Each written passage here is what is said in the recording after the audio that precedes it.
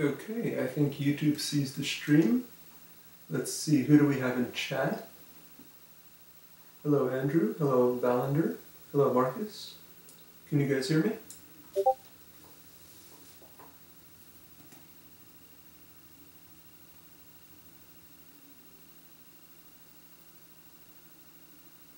Hello Darkening Shadow. Cool.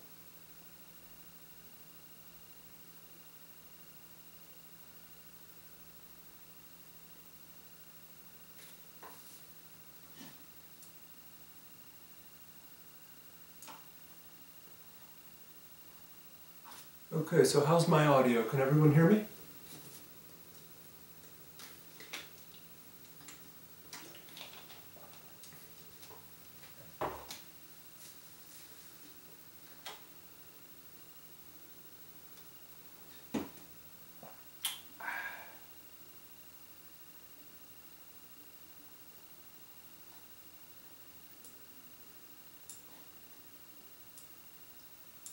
Cool.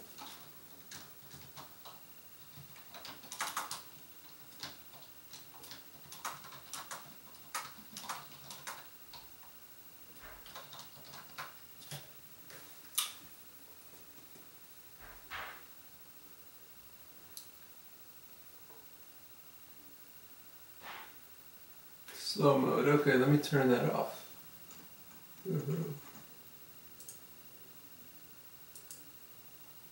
Cool.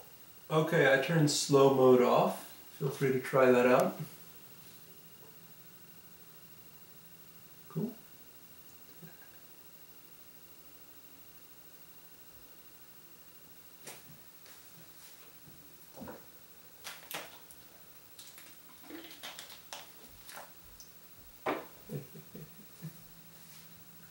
I'm not entirely sure how much of a delay I've got going on, because I haven't turned any delay on, so I think it should just be a matter of seconds from when I speak to when you all hear and also see me. Okay. Hey guys. Okay, so let's go down the list again. Andrew, hello. Valander, hello. Marcus, Darkening Shadow, Mark. And, I'm gonna have to work on this. Okay, so Panzer Shrek DS. How'd I do?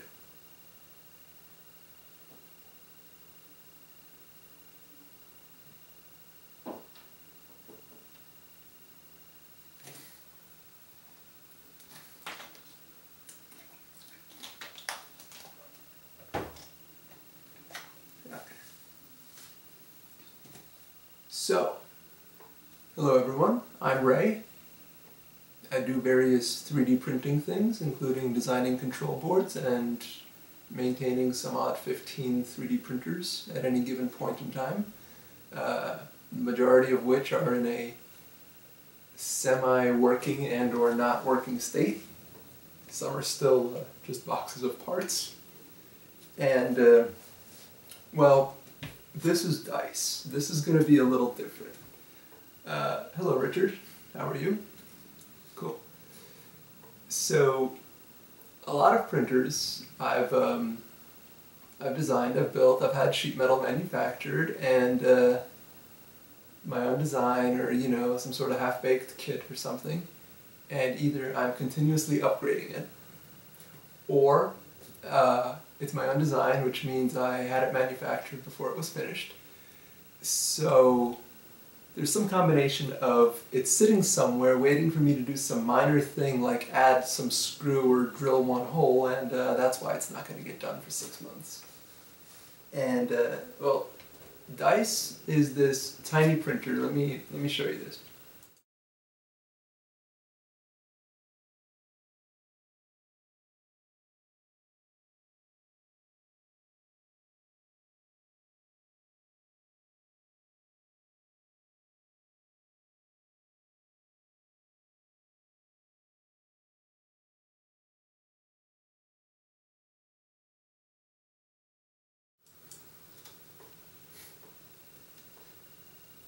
Oh, interesting. Okay.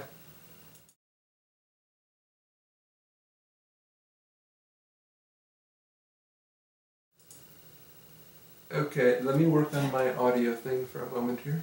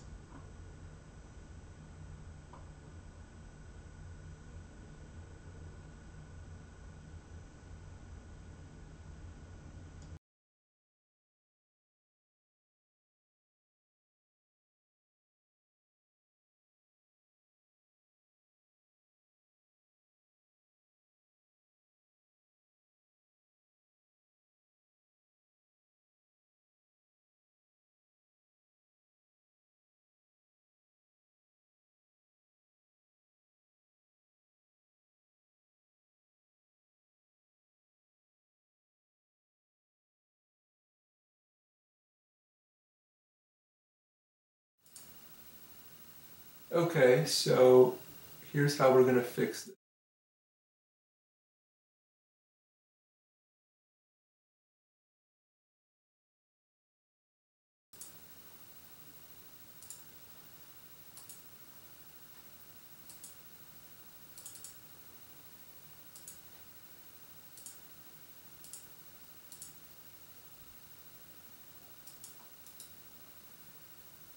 First of all, can you guys hear me now?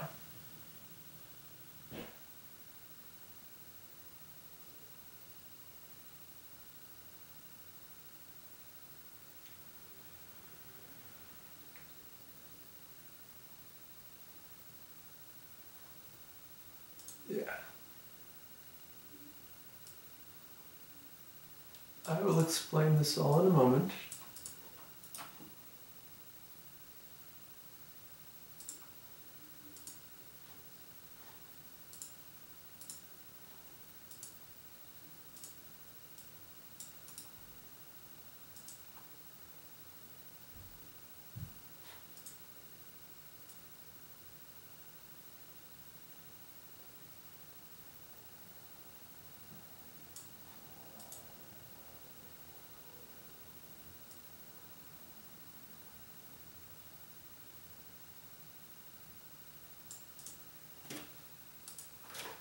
Okay. Note how horrible my screen setup is right now. The idea is first of all, can I get a thumbs up? Can you hear me? Thumbs up? Okay, so let me explain my setup. I'm using Open Broadcaster. I have a camcorder in front of me, and I'm using an Elgato HD60S to capture the HDMI out from that. And I'm also using the microphone built into the camcorder because I do not have a dedicated microphone right now. And then above me I have a Logitech 922 ProStream. So I guess when I set up my scene in Open Broadcaster, I don't want to use the webcam microphone, I want to use the camcorder microphone. So I'm not sure how to do that yet without having the camcorder video in the scene. So I will get that figured out eventually. Cool, cool, cool.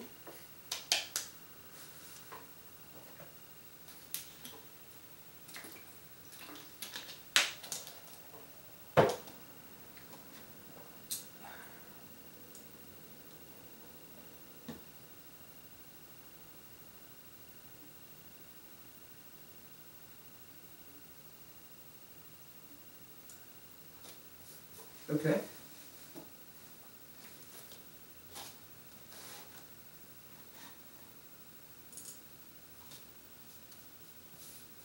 So, dice. What I was saying before is I've had a lot of designs, I've gone through quite a few kits, and Usually it just doesn't get built for some one reason or some other reason, and just kind of sits there waiting for me to work on it. And Rene, the guy who created Dice, I told him, you know, I want to build this, and I don't want to screw around for half a year. I want to actually build it. So he did all of the sheet metal work, and he put together this kit for me that we can see in scene 2. And yeah, today is going to be a lot of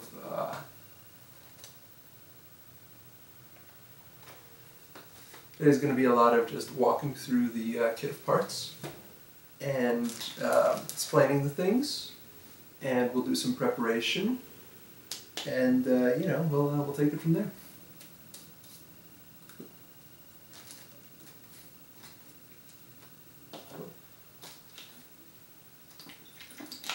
Yeah.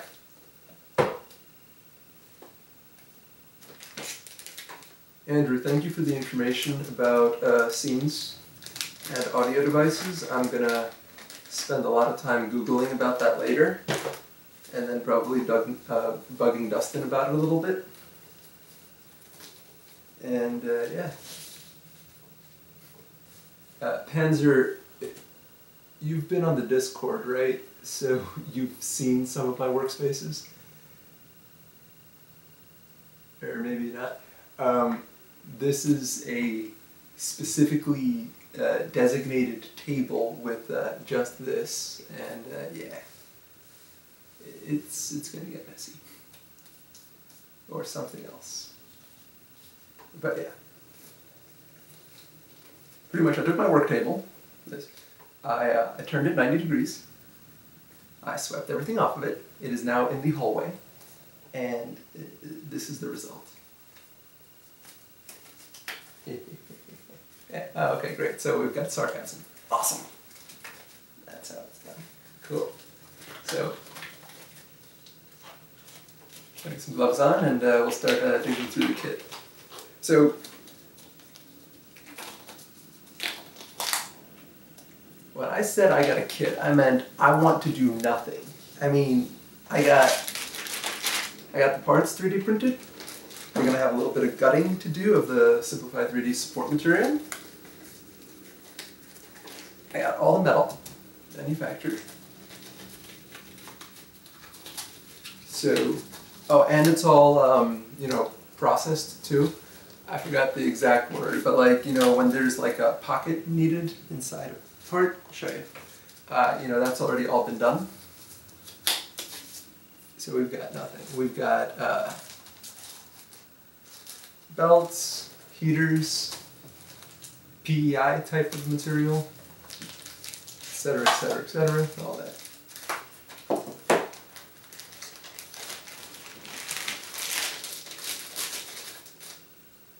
Yeah, like if you see this these holes here, they already have the pocket drilled into them, so I don't have to do anything. I just built the thing, and this will be fun. Okay, let's get started. Okay. So Dice is this super small 3D printer. It's extremely precise. It's a lot of, it's entirely sheet metal. So we've got 4mm aluminum here. This is 4mm, and this is, for the most part, these are all the vertical parts of the machine, except for this one plate, which is covering the electronics. But the majority of these are openings. Ooh, I'm mistaken. This is 2mm. This is stainless steel. So yeah, so the 2mm are the horizontals, see? It's all thought out. So 2mm stainless steel.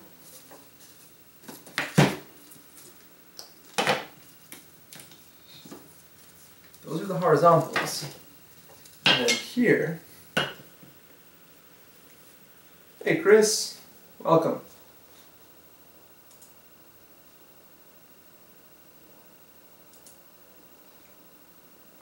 Chris, you can keep everybody in line.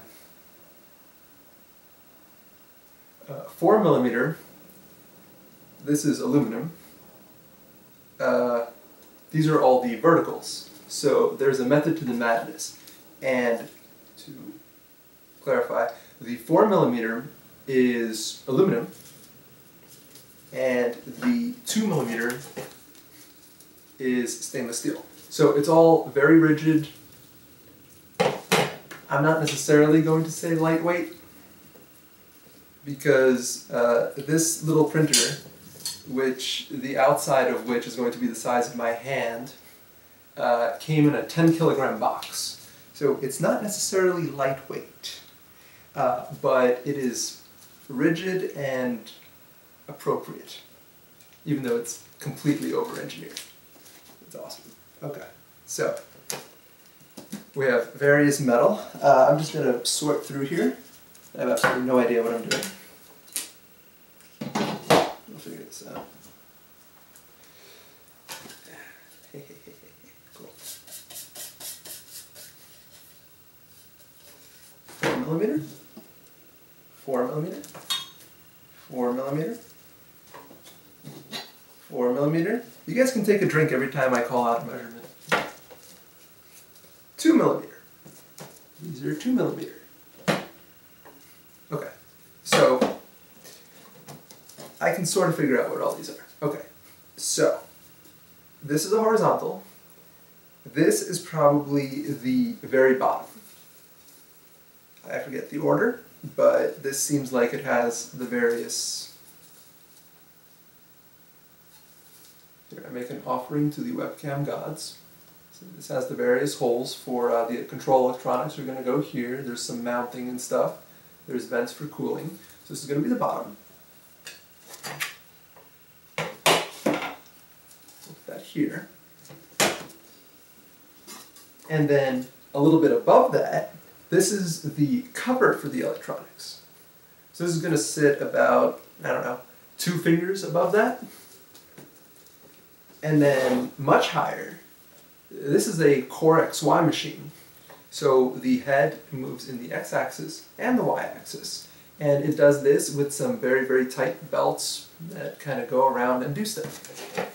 And there's bearings in the corners, and so on and so forth. So what we're going to have is we're going to have this very, very complicated sandwich that's going to go on top. And then in the corner here we have just various screw holes for bearings, which are going to be the idlers for the belts. And then these patterns here are for the motors, which we'll talk about in a moment. You got full-size NEMA 17s being called out here. For the verticals, let's see. The z-axis, rather the holder for the bed, will poke through here.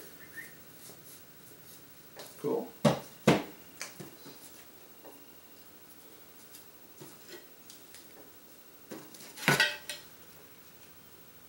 This is most likely the back plate.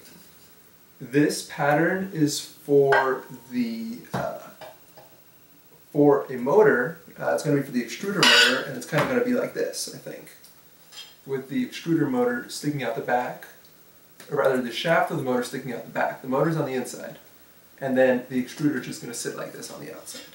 So this is the rear,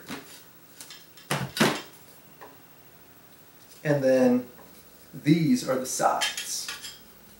This is going to be a side here. This is going to be a side here. And this being the z-axis, it's kind of on the inside a little bit. It's back plate, this plate.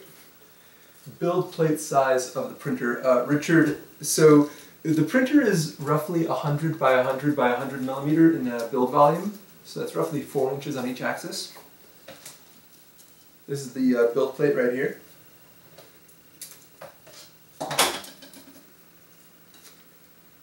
Yep, and the build plate is right about 10 centimeters by 10 centimeters. So if we jump forward a little bit, here we have the build plate. 100 by 100 millimeters, 4 by 4 inches. It is heated, so this is a custom-made Kapton heater. It's 24 volts, it's 60 watts, so it's ridiculously low power, and I'm assuming it's going to get adhered on. There is a 3M sticky adhesive on the back here. It's 467 MP, 200 MP adhesive. Yeah, so when you've got nice numbers like that, typically that means it's good for heated applications. It's sticky. It's going to stick on the back like this. We're good. Next, I have a 10 by 10 centimeter piece of fila print, or fila something or other. This also has adhesive. So if you were building a larger machine, let's say 200 by 200 millimeters, then, well, let's think. A lot of the time when you have, let's just say, a PEI build surface, you use the adhesive and you stick this on, and that way it kind of won't warp up. Renee has talked to me and said that what he does is he uses binder clips instead. So we're just going to leave the adhesive kind of on, we're not going to use it, and we're just going to put binder clips on 3 or 4 sides, and we're going to do that this way. The reason for that is when you try to get your print off, it sticks very well to this type of, fila print or PEI or whatever you want to call it, even after it's cooled down. So if you kind of get in there with a like a palette knife and you try to scrape this off, you might just kind of drag, warp, and damage your entire Z-axis. The idea here is we're just going to keep this like this at the end of the print. We don't even have to wait for it to cool down. We can just unclip, we can take it off, and then we can flex it or scrape it or do whatever else we want to do this way. So we'll do that. So this is all in saying that with the binder clips factored in, it might even be a little less than 100 by 100 millimeters build area. That's kind of where we're at. As for this itself, this is warm casted aluminum. I don't remember the specifics off the top of my head. It is extremely flat. Like, that's the takeaway here. It is very, very flat. Not, defense contracting tolerances. And Chris could weigh in on what kind of tolerances we get into down there, but very, very flat. Okay. That is the general idea.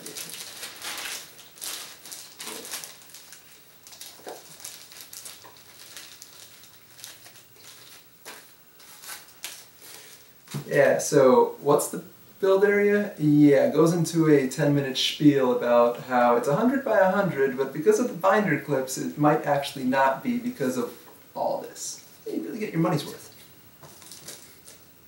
Okay. Belt. You know how you can get like GT2 belt for 8 cents off AliExpress? This is brand name. This is Gates Power Grip GT3. So first of all, GT3 belt, thicker, more robust. Brand name. Just say this is very strong. The hope is that it's not going to stretch because again, we are running a Core XY, which I totally cannot pantomime. Running a Core XY, so the belt is going to be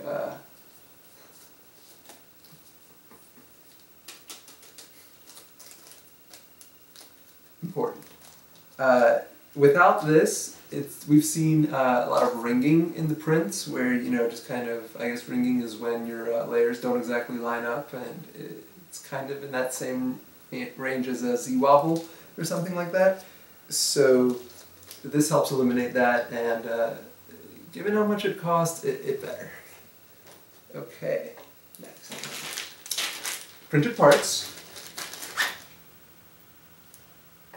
One moment. Okay. Actually, no, we have more metal to talk about. One moment. Chris says, defense contracting tolerance equals no tolerance. I'm not sure how to interpret that. Does that just mean that everything is made so perfectly to specification that you don't even have to specify tolerance?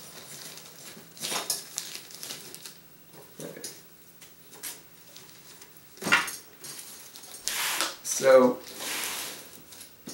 I forgot some stuff.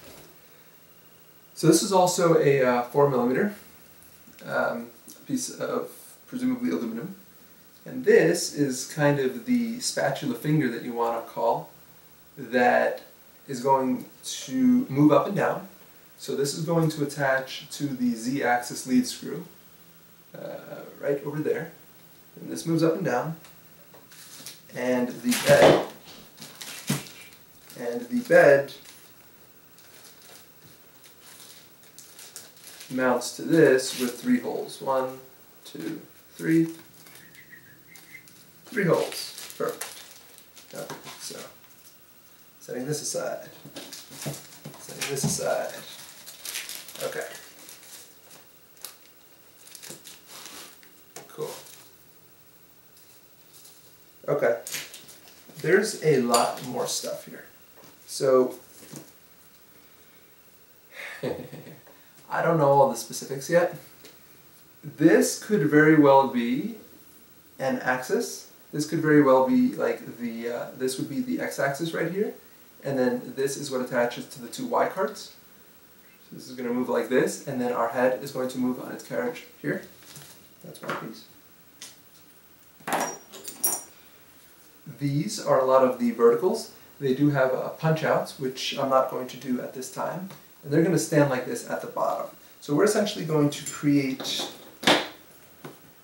an entire skeleton at the bottom, or kind of a little box at the bottom that is, you know, not very tall at all, but that's going to house our control board, and it's going to house a Raspberry Pi for Octoprint. That's going to be that. And then this is one of the fronts, possibly for the bottom, and this is the other front, and let's get some contrast, because can anyone read right side up what that says? Cool. Icy. I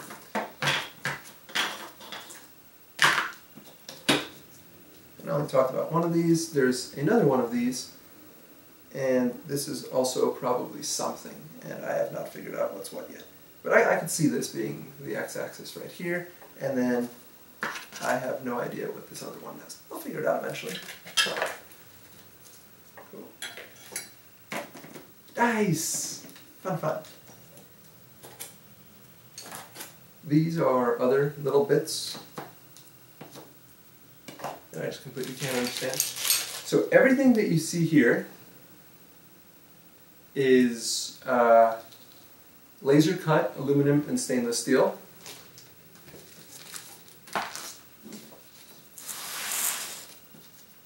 There's an entire other section which is now milled aluminum. Valinger, any build time estimate? No, not yet. I don't even know what I'm doing. So today is just unpacking and a little bit of a preparation. So yeah, cleaning up support material from Simplify 3D, filing little places where the laser leaves a rough mark, explaining everything like I'm doing right now in such a wonderful way. And I don't know, I mean, I guess I could have it done in a few weeks if I work on it, which I intend to, but no idea. I'll just kind of do this. We gotta find good times for me to stream, because I want to stream everything. You know, recording and editing video for publishing later is, it requires too much thinking ahead. Nah. Just want to pop on a stream, do random stuff for 5 hours. And we do that a couple of times, and eventually this is done.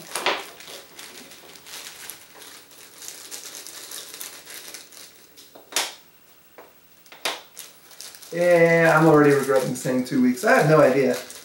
I'm just saying it could be done in 2 weeks. I'm not saying I'm going to work on it, you know, 24/7 or something.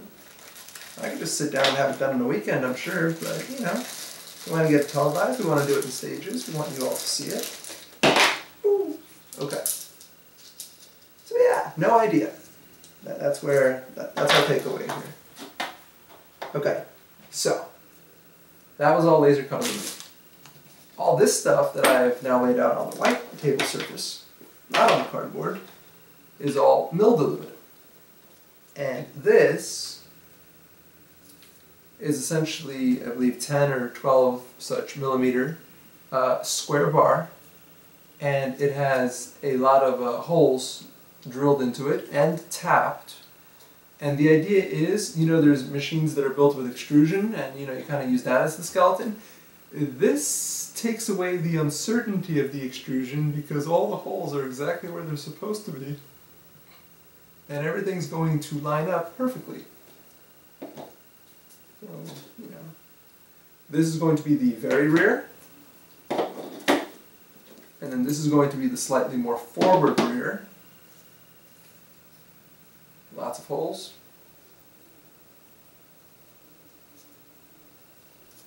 Top, bottom, yeah. Someone had a little too much thinking when they designed this thing. And then there's all these.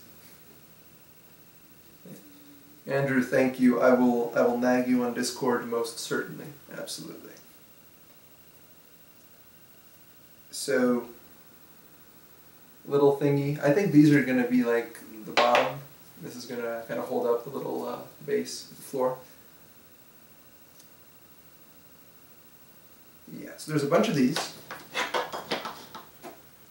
And there's a bunch of slightly different ones. These look the same, but these are different. Cool. Okay, I also don't know what these do. And then finally, we have these pieces. And I've had a lot of time getting familiar with this. This is a very nice, very complicated milled block. And there's two of these. And the design is identical, but one of these is supposed to have through holes, and the other one is supposed to have threads for those holes. So there's kind of like a ascending one, and then the screws go through here, and then they'll thread into the other one at the bottom. However, I ended up getting two identical ones, so we're going to improvise this a little bit with, you know, some washers and some nuts to kind of catch the screw at the bottom. And eventually I'm going to get a packet from Germany with the correct piece and then rebuild accordingly.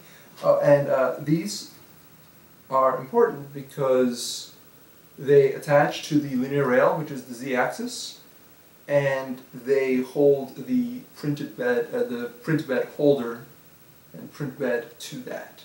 So it's nice to have a 3D printer, but it's better if the 3D printer has a, you know, a bed to print on, you know? Yeah. Hello, Maddie. So I've got a kit with quite a bit of it from Rene, the creator. He did all of the metal for me. So this is all custom. The bed Kapton heater is custom, so I've got all that from him. We'll talk about hardware in a bit.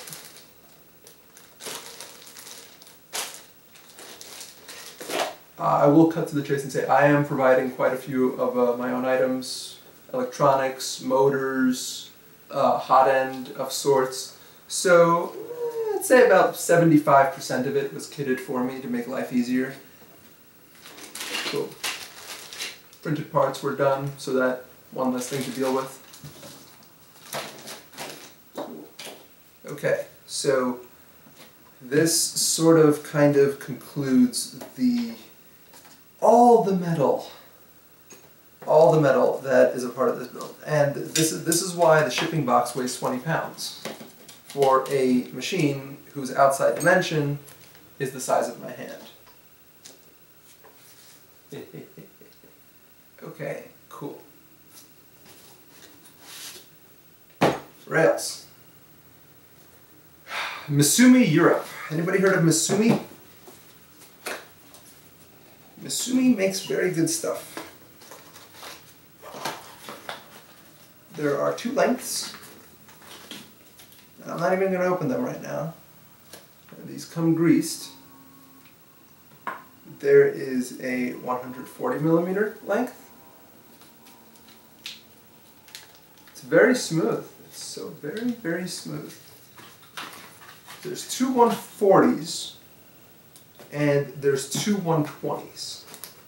And some combination of these, one of those is going to be the length of the y-axis, and the other one is going to be the length of the x-axis, and that same length, whichever one it is also going to be for the z-axis. So we've got two y's, an x, and a z, all being done on genuine, do not ask me how much these cost. Yeah, genuine Misumi rails. I should probably check that they're all here.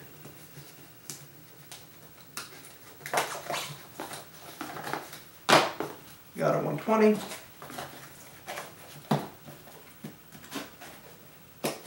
Yes, linear rails are wonderful. Once you paid for them and you've gotten over how much they cost, yeah, they're wonderful. I got two 120s.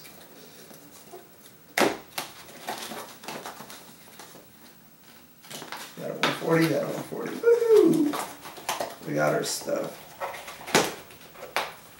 Cool. So we got this. Okay, let's talk about hardware. You guys want to see me count screws?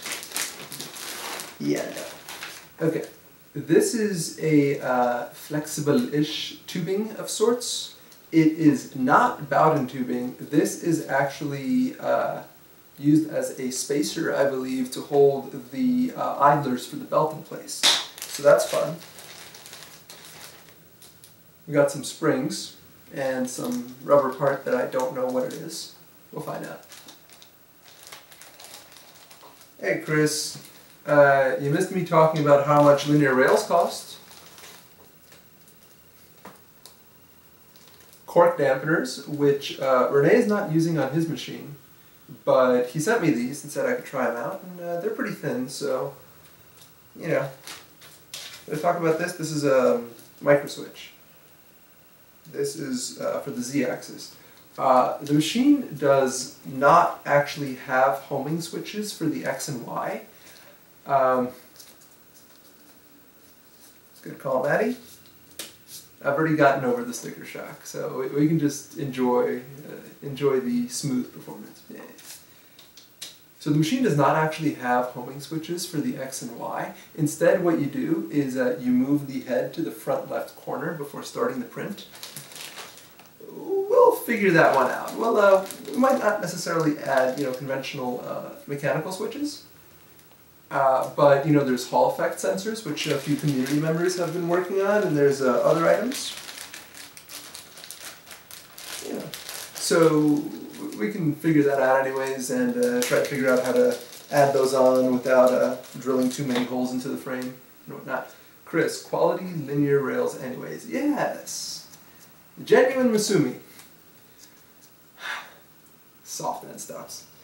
No, so move the head at the beginning of before starting the job, move the head to the front left, and then in your start G code you're going to have a G92X0Y0 to tell it that the head is home, if you will, or assume that it's at 00, and that relies on the user putting it there.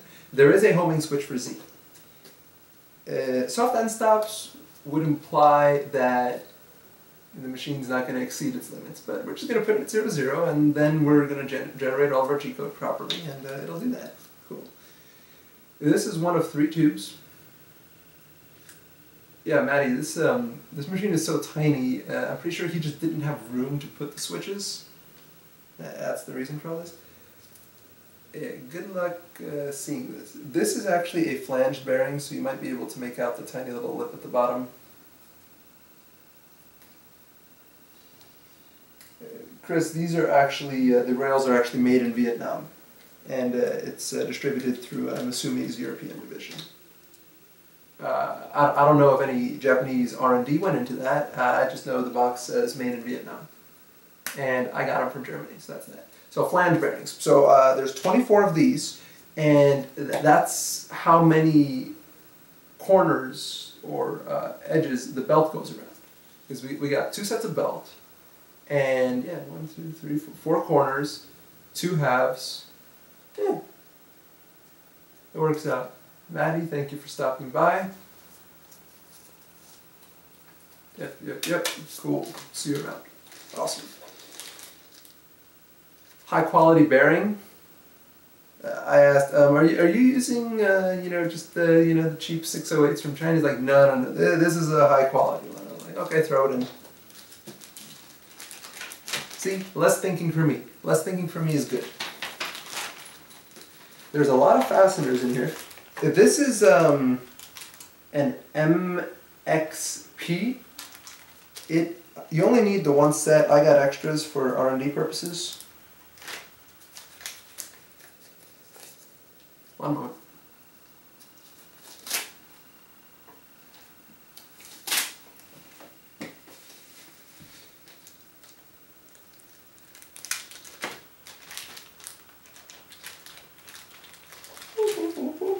You only need one. It's a connector, which should pop out smoothly. Try another one.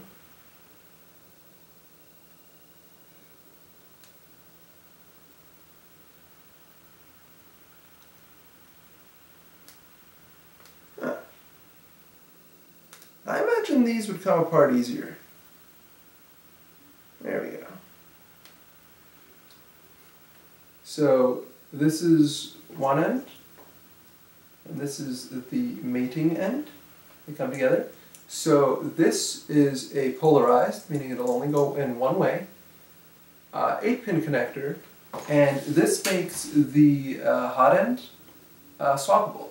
So with 8 pins, we can run the hot end heater, thermistor, and then 2 sets of fans, to cool the E3D heatsink and to have a fan cooling the part.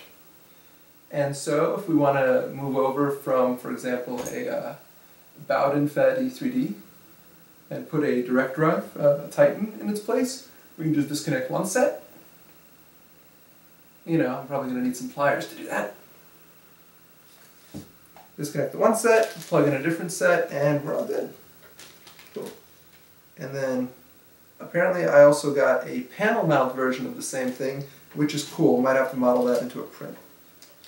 Cool. That's that.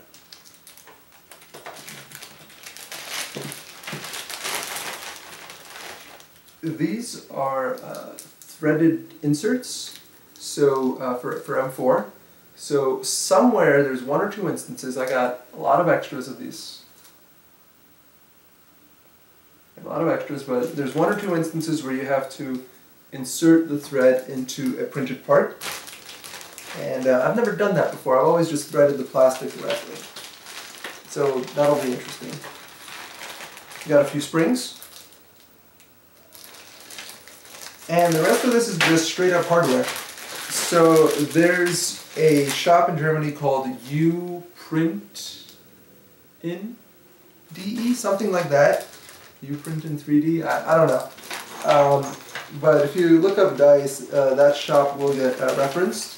So they have a, Chris, yes, you heat up soldering iron, you put the push fit insert on that, shove it into your print, the heat helps it set, and everybody's a winner. So yeah, so this German shop has the entire fastener set for the dice. I was like, I'll pay the 20 bucks so I don't have to deal with sourcing all these things. Like, for example, a Torex cheese head screw of a very specific set that I just don't want to deal with. Yeah, here, but I don't speak German. You can read that for yourself.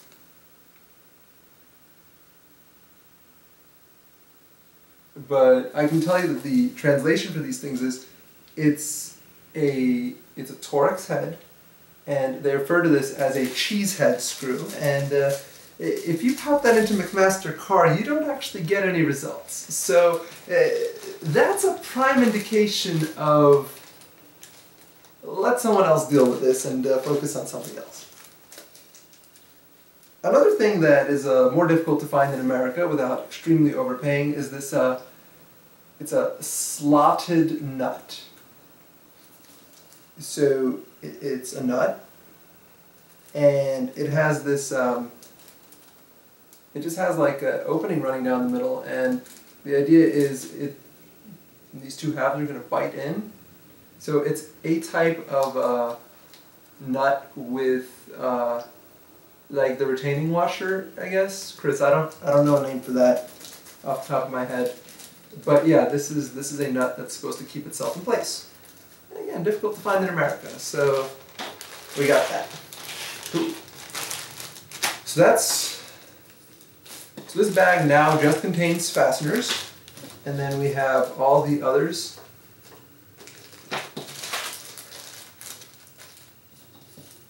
All the other various hardware items off to the side. Yeah, it's like using a nylock, but when you have zero space for the nylon. Literally, we only have the space for the nut, but we need the nut to bite in. And yeah, essentially that's that. Cool. Okay, so we'll put the Misumi over here. Yep, see, Chris knows what he's talking about. Create spring tension on the screw to keep it tight. Okay. Here we have our Z-axis motor. It comes very well packed from China. This is one of the parts that I sourced myself because we're getting it from the same place anyways. Why does it have to take a pit stop in Germany first? Okay. So all the motors on here are NEMA 17s. This is a tiny machine. There's plenty of other designs for machines with a 100 by 100 millimeter build area, and they use NEMA 14s or very small NEMA 17s. Here, we have full 40 millimeter NEMA 17s right here. And again, this is just something I got. These are OSMs. There's a shop on eBay called Stepper Online, all one word. And they ship from California if you're in the USA. And if you buy 10, 20 motors or more at once, then the shipping spreads out pretty nicely. And we're going to need 3 of these. But I bought 20, so I just brought a set of 5 in here. So we're going to need 3 of these for our X, Y, and extruder motors. And then the 4th motor for the Z-axis is this.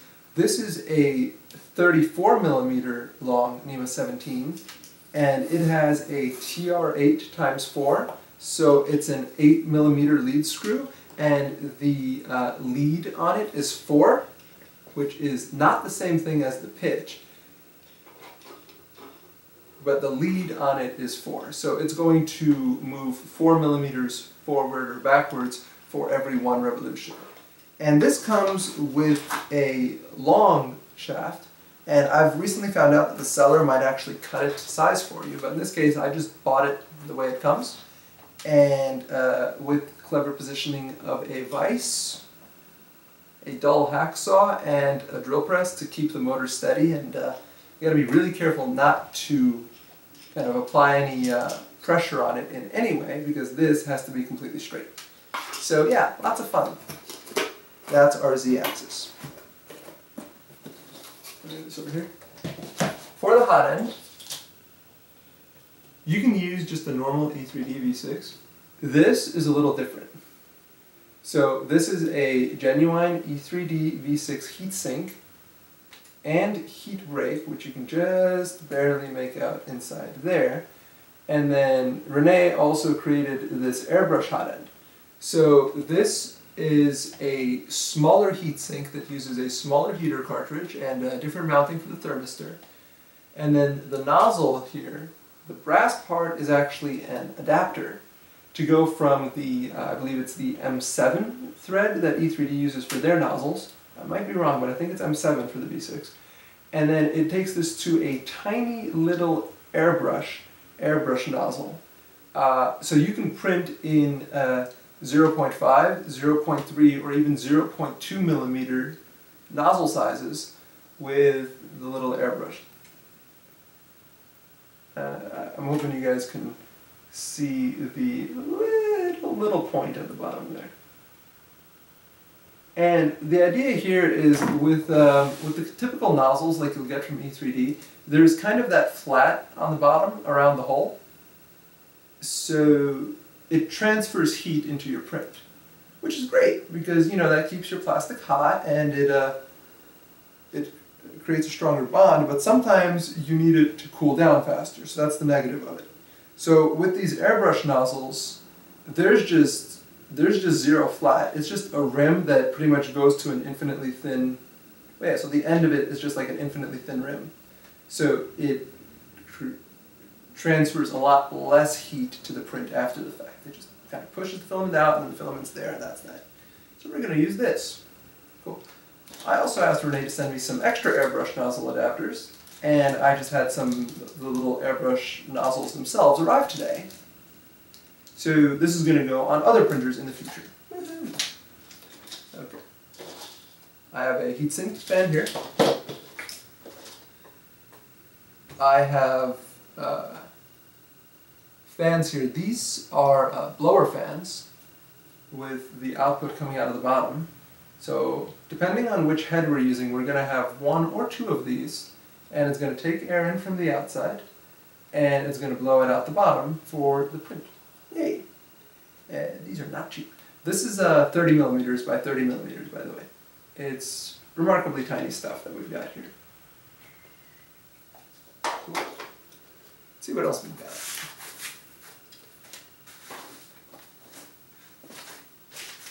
Okay, so electronics. Cool.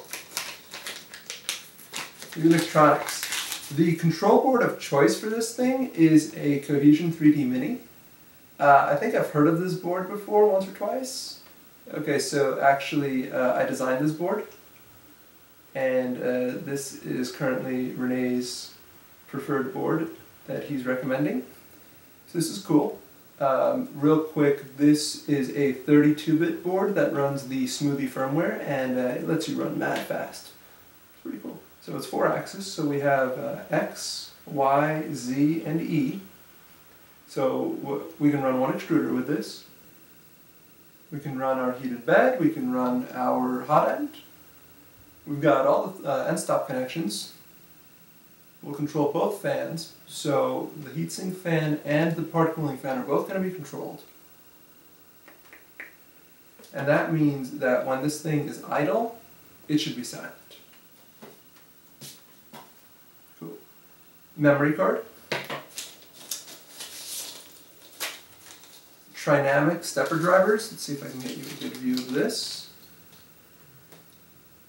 These are going to need to get soldered up at some point in time. So with Trinamic, you've got like the silent step stick, 2100, 2130, and 2208. And these are silent stepper drivers. So if anybody's 3D printed before, you know about this wonderful little thing called stepper music. It can be fun, but it gets old every once in a while.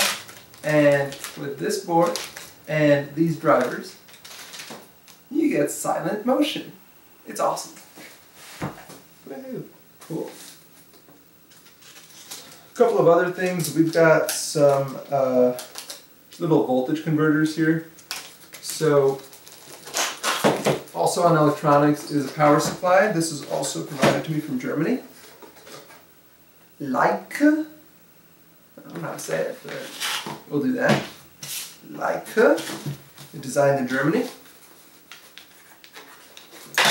This is essentially a very expensive laptop-style power brick, except the connection is a 2-prong, not a 3-prong. I was expecting the stereotypical IEC to be here, because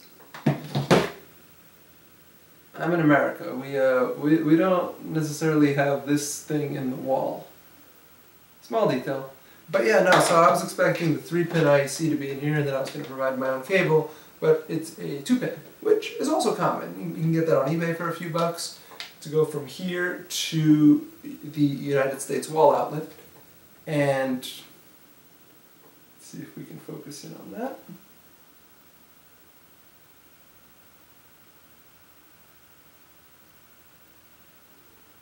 I don't think we're getting focus.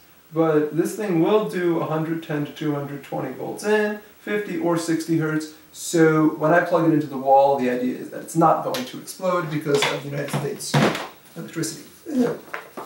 That's fun.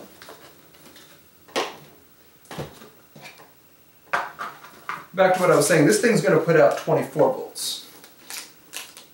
And then we've got these little voltage regulators so that, for example, if we have 12-volt fans, we don't, or other 5-volt accessories. Okay, so maybe you have like a 12-volt LED strip.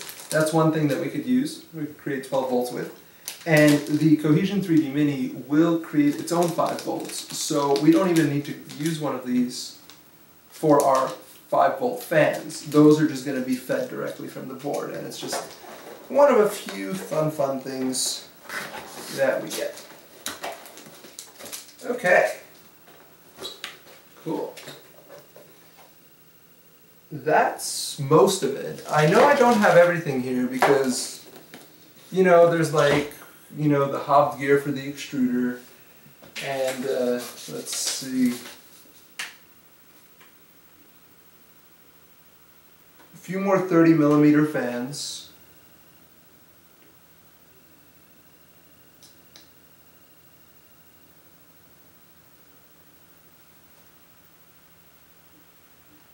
USB cable, DC jack, power switch. In short, I pretty much said I'm going to supply my own electronics and I'm just going to completely wing that part.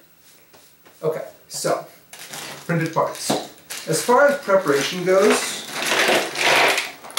right now what we have to do is deburr the aluminum and clean up the simplified 3D support material off of the plastic parts. So, yeah, you get to watch me do that. How's everyone doing so far?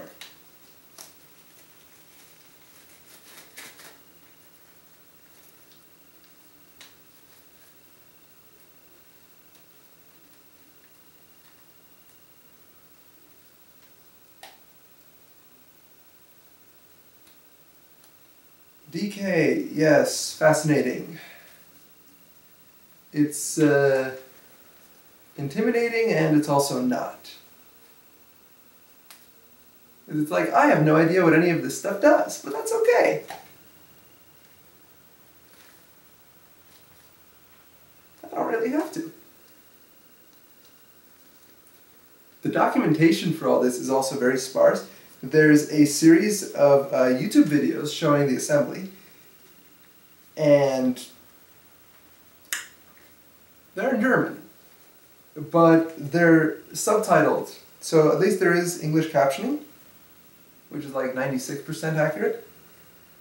It's what I like to call technical English, which, you know, is pretty much the language that American engineers speak. So that's all good.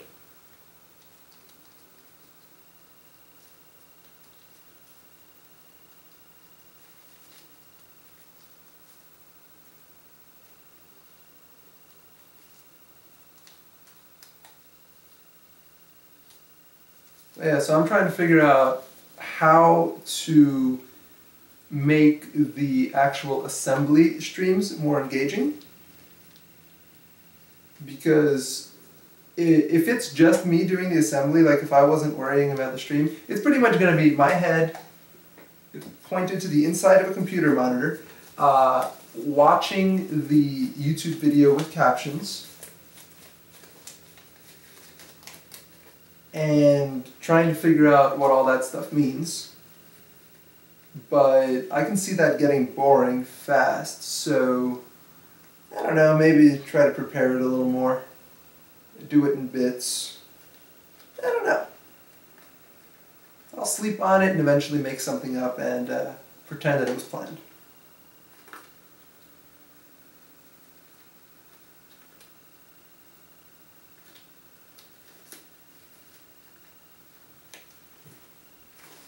One sec.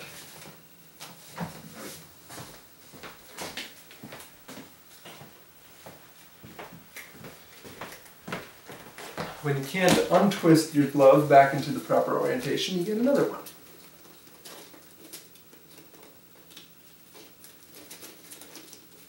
For support removal, it's a better idea to use Harbor Freight gloves. You know, more like mechanical gloves. That way, when pliers miss, they don't go inside your skin. General idea.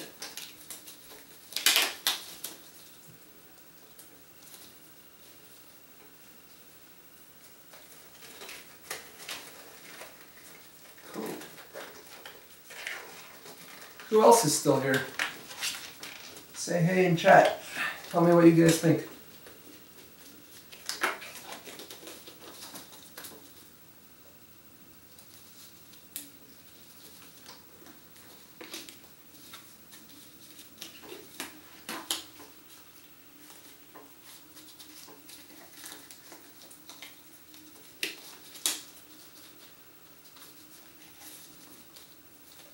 Okay.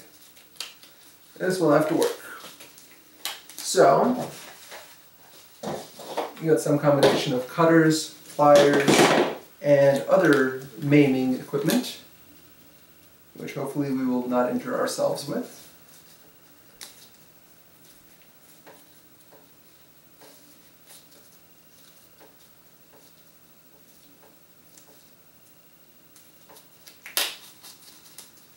Hey Mark, building this Nightmare Foldertech FT5 while you build yours. Cool. Well, you know, punch out simplified 3D supports and yeah, sure, that's building. So the contrast on this is wonderful. We've got a lot of just kind of retraction artifacts over here. I think how fast he prints, yeah, there's just a lot of molten plastic sitting around all over the place. It's popping out fairly easily. Mark, how's the FT5 build going in more detail? What stage are you at? Or is it the frustration, throw a hammer at the frame stage? That's cool too.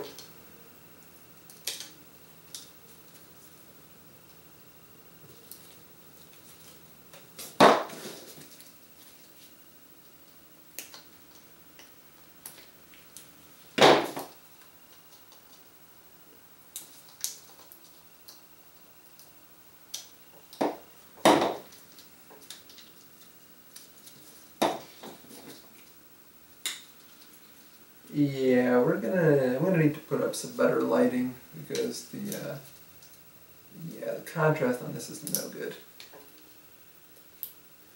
Simplified 3D support. We got a nice zigzag here, and I've always just kind of crimped it and seen what happens next.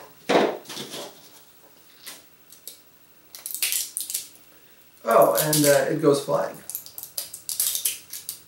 This is why we should wear eye protection. Hang on.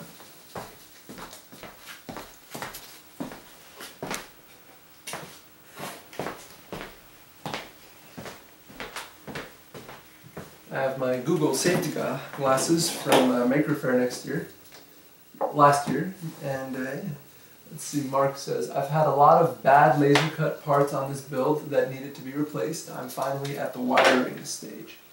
Wiring is good. It determines whether it's going to catch fire or not, and I hope it does not. A lot of bad laser cut parts. What is the FT5 using for that? Are they plastic? Are they metal? Composite? Something else?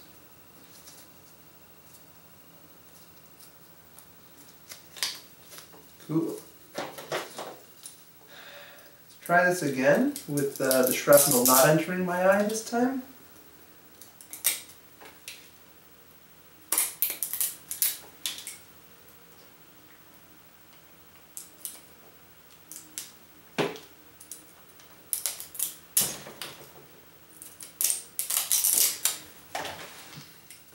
Laser cut melamine. Yeah, that's fun. Is the exterior of that, is that actually like white? Or the piece is white?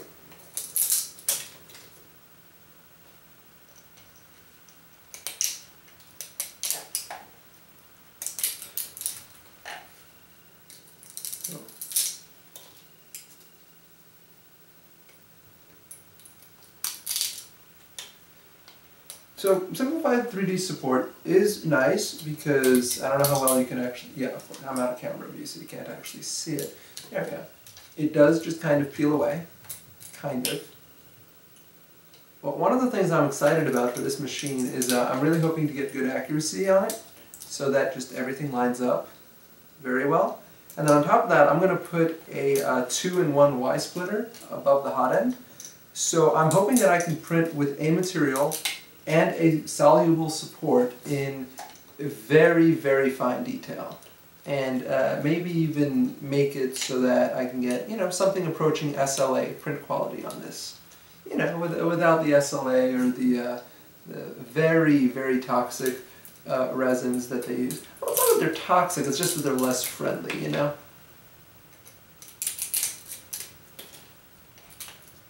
Me, I prefer having filament in solid form whenever possible, and also the prices. Filament is good. Go to Micro Center, get yourself a kilogram for 15 bucks, drive 20 minutes, you're home, pop it into the printer. Have a good hour, then drive back because you used up a kilogram in an hour, and repeat for life. Fun stuff. Okay, this is nice.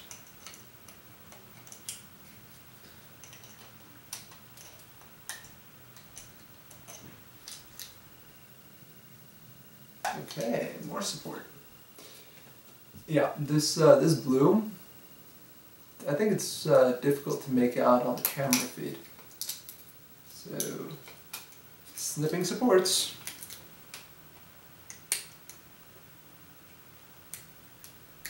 I think I'll do this for a little bit, and then I will file the metal.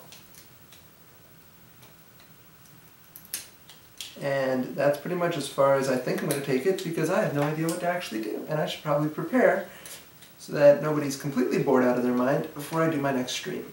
When I actually build stuff, Fun.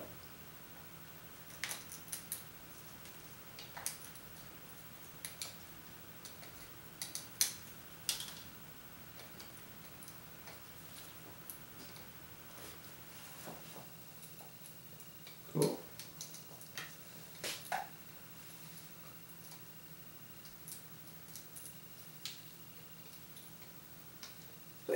So simplified 3D support is very easy to remove, for the most part. But the thing is, you still have to remove it. James Armstrong, welcome to the party. You skipped all the fun unboxing stuff, and now we're just watching me remove support material, simplified 3D support material, so there's no blood yet, thankfully. Just, fun stuff. Telly Mantelli.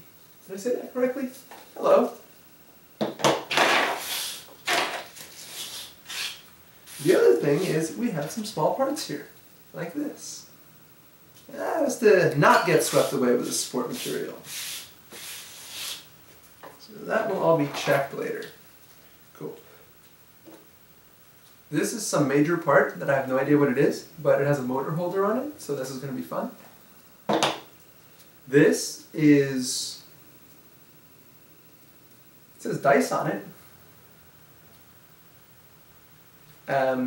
One of these fans goes here.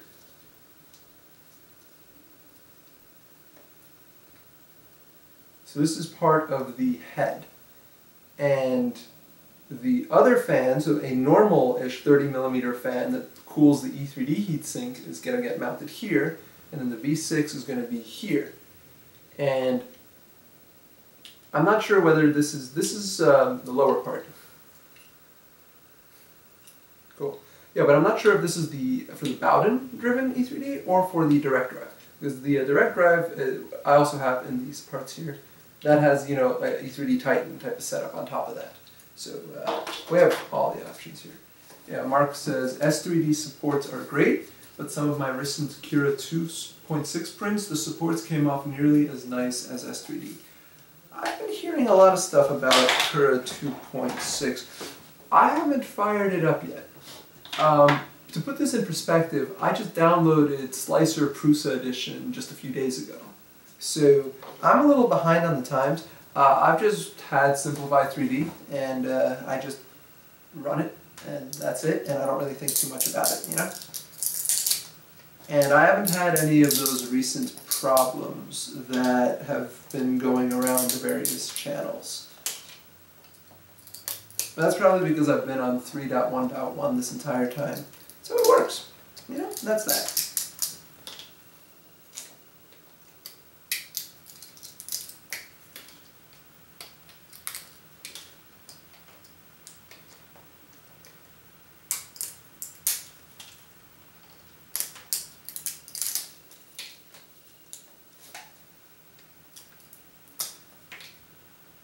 See, that just kind of popped out. One of my problems is excavating very small holes. I don't know what we can here we go. See, 1, 2. Like, what can you get in there other than just kind of trying to roll a drill bit through the whole thing, you know? This is where either manually selecting for there to not be support inside these tiny little cavities, or soluble supports, as I was talking about a few minutes ago, are just wonderful. But we don't like it when the inactive extruder oozes a lot. So this is going to be fun.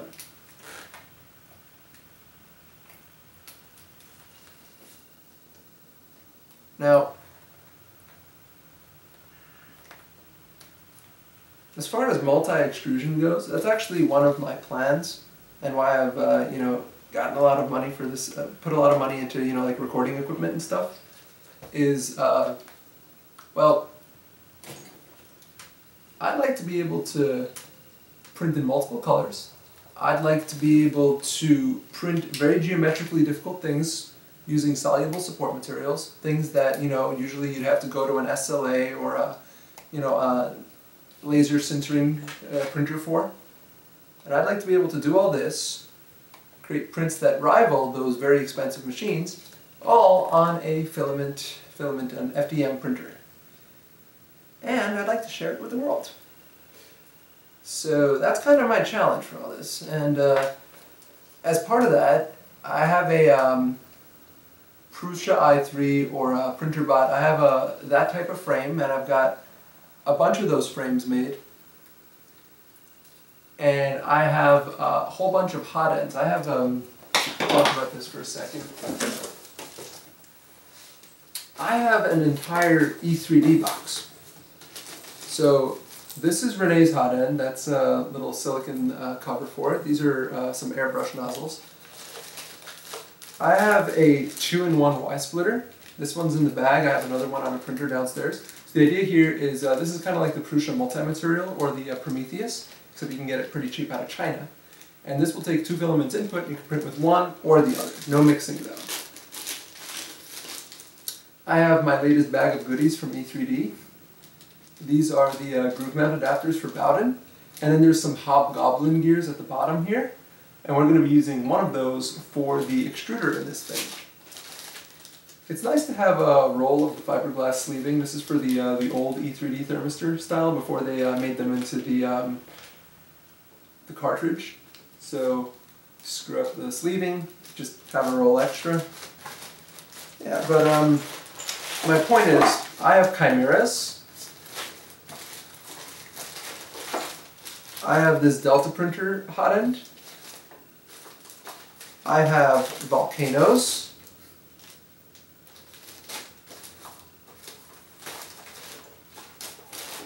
I have E3D V6s. A community member just sent me most of an E3D Kraken. What else? I have, with very few exceptions, just about all the possible head combinations that you could have. And what I need to be doing is putting them on printers and running tests and showing you guys like what all the different options are. Or either like, if I have 2 individual heads, how does that perform versus, having 2 heads together like an E3D Chimera? Versus what if I have just one hot end and I have a splitter going into that, right? And well, maybe one of them works better if the 2 materials are the same. Maybe if the materials are different, like a solid and a support, then a different thing works better. And that's kind of what I want to work on.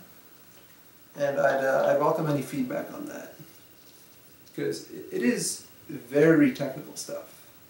And I don't know how interesting that's going to be to kind of, the broader range of viewers, if you will. So that would be great to get feedback on.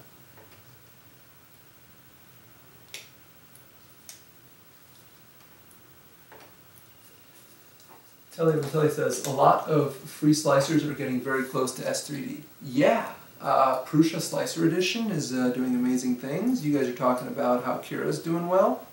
Dustin, the Japman, has been doing some exploratory research into a KISS slicer, and I hear good things about that, and I've been hearing good things about that before.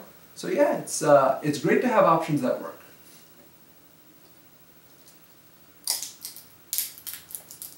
Safety glasses.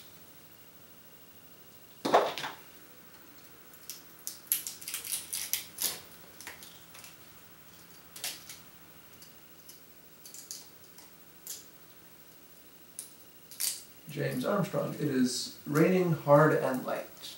Hard and light? Light, hey? Light? No.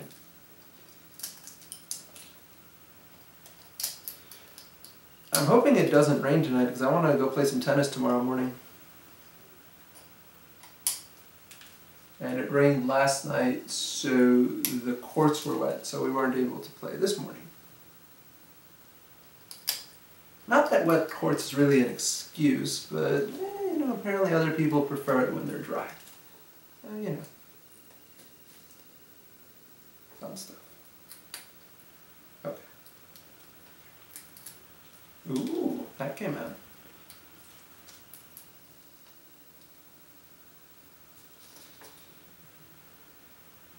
Yeah, I think I'm going to be reprinting, but this is the extruder. This is the main block for the Bowden extruder, and I've made this before, so this is one thing that I'm not particularly concerned about because I've got 5 of them downstairs. But then again, this cleans up pretty nice. It's just, you know, a little bit of a... Cool. Mark, are you planning to stream regularly now or just for the dice? So Mark, I do want to get some stuff on YouTube. I have absolutely no video production skills, so making like actual edited videos is a little more of a reach to me. Just not saying I can't do it, just I've never done it before. But yeah, in short, I'd like to be able to show you those things that interest me that I talked about. So yeah, so there's definitely more than dice that I want to show. As to how that's going to work out, completely different question. But yeah, no, dice is just the beginning. The other part is, if you guys tell me what you want to see, I'll see what I can do. Cool. James says, sorry, my keyboard was invisible and I typed that without looking. Lightning and need to get off. Okay. James, thank you for stopping by. See you around. Cool. Okay.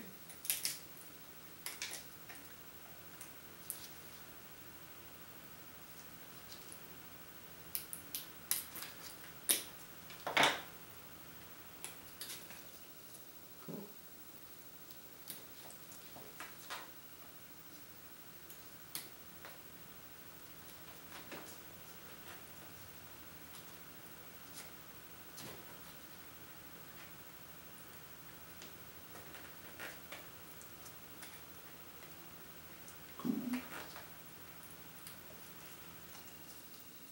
I think this is a substantial amount of support removal. Let's see if we can clear up some metal.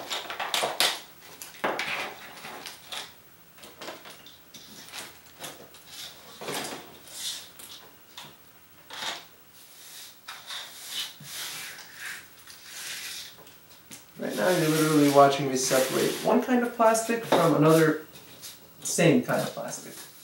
All the same plastic. As nice as these supports are, I'd still rather just dunk this in a cup of water overnight, come back in the morning, give it a quick blast from the air compressor, and all gone. Cool. Okay. One thing at a time. Metal parts. Like I was mentioning earlier, there's some countersinking, some pockets that are put into this, but because it's a laser, this is all done. Whenever you need, you know, a 2.5 or 3-dimensional feature instead of just a flat pattern, you have to do it by hand with a drill or, you know, with other item. So whenever that happened, this was done by hand. Now again, it's something I didn't want to deal with for this particular build, so Renee did that for me. And lots of fun.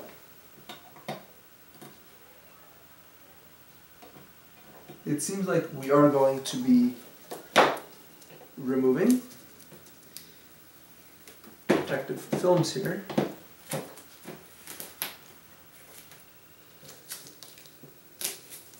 And if you've ever done this before, a good rule is remove the protective film only right before you're planning on installing the part. Yeah, no. It's a good rule, it's a valid point. I'm just going to do it all.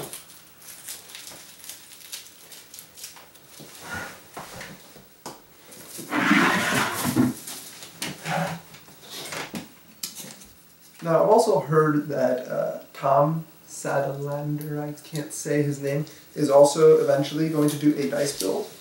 I think his is going to be a little more prepared, organized, and not agonizingly long.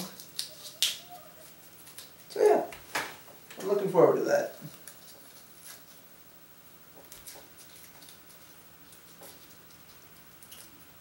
Cool.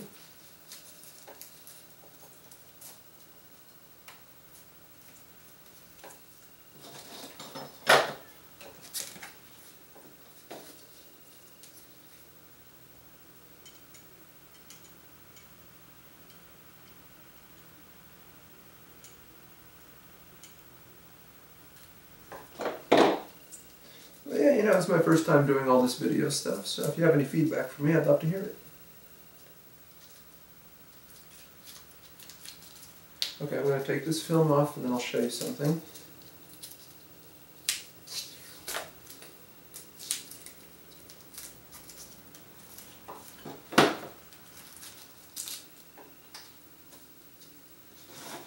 So this is one of the plates for the base, I believe, and it has punch outs.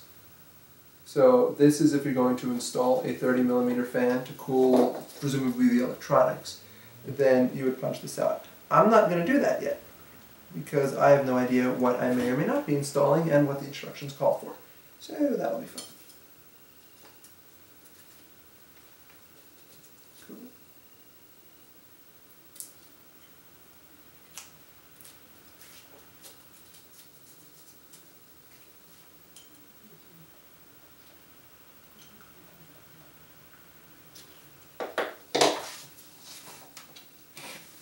I think I will get the prying tool.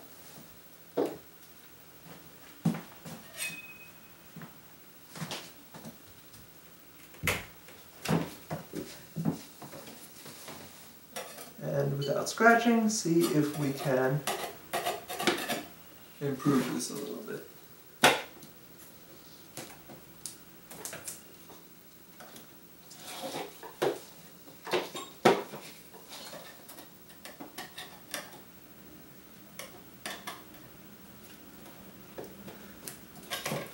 There's residue remaining from presumably the laser cutting, and one possible way to go about removing that is to give these metal parts a nice vinegar soak. I know I've done that for aluminum when I've CNC'd some aluminum and I had to get the carpet tape residue off the bottom. A vinegar soak helped loosen that up and then it rubbed right off. I don't know about stainless steel.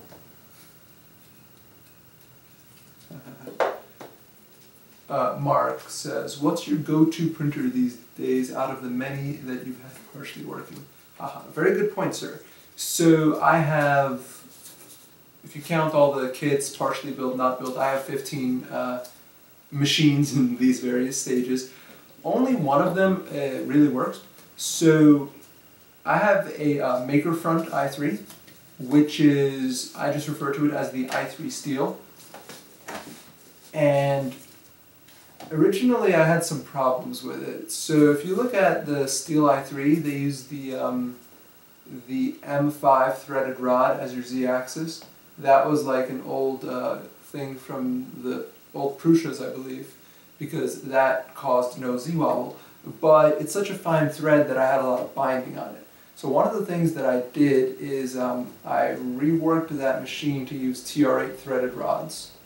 And then it had the stock MK10 Chinese extruder on it, which, like, right off the bat, like, you're buying a $500 kit from an American company, and you're getting decent American sheet metal, which I have no problem. I like their sheet metal work. It's done right up in New York, you know, next state over. But then you're getting just, still in the original bags from AliExpress, like your ramps board and the Arduino, which is literally an electronics bag that looks like it just came from China. And the same thing for the Chinese MK10 extruder, which is literally just the bag as if you bought it from AliExpress, except you extremely overpaid for it. So that hot end reported something like 80 degrees higher or lower than it actually was. I think lower, because when I set it to 160, or like 100, okay. When I set it to a temperature that PLA should extrude at, there was smoke coming out. And when I set it to about 80 degrees lower than normal extrusion temperature, it was still extruded. So there were problems. But that is now my main machine, after the threaded rod upgrade, after changing all that out for a genuine E3D Titan with a genuine V6, and it's using one of my control boards because ramps is shit. And now it's my main machine that prints without me even being there. It's downstairs. I go into Octoprint, I hit print, and I wander in 2 or 3 days later and there's a print waiting for me on the glass bed. Yeah.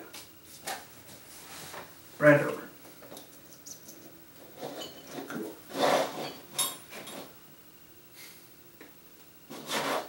So yeah, so the i3 Steel, as I refer to it, is the main machine these days.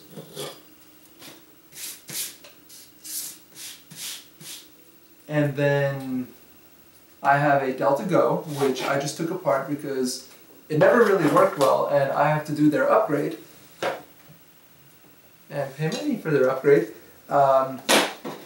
so that I can hopefully get it working. And then I have my 2 duplicator i3s. I have the regular and the plus.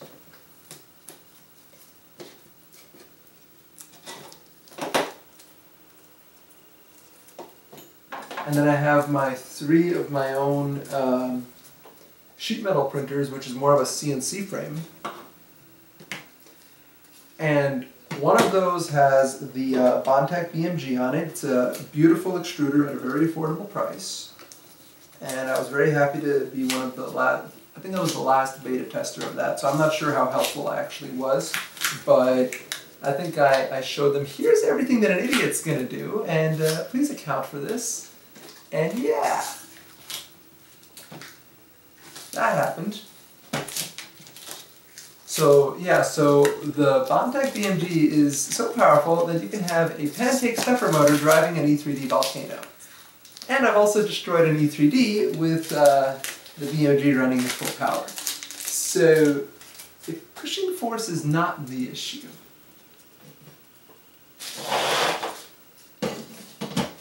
And then I have another one that also has the Y-splitter from AliExpress. So I'd also like to get that going on there. And then the third one, I'm not sure what's going to happen with it yet. And then I have my, I guess that's 3 plus 3 is 6, 7, there's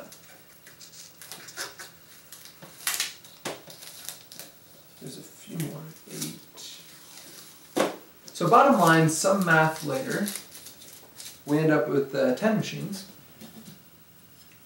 And then I have my Frankenbots, which is kind of like the old wooden PrinterBot Plus. It's a clone of that, using cheap off-the-shelf parts. And that's laser cut MDF frame, and I think we've gotten the cost of that. If you're using like a clone E3D and just a very basic ATX power supply, we can build those for 120 bucks each, which is very cheap. And I'm working on the first one of those right now, and I have 4 more frames sitting on the shelf ready to go. And the idea there is, that's going to be a repeatable test frame that we can put all the different extruders on. And test a lot of the stuff side by side.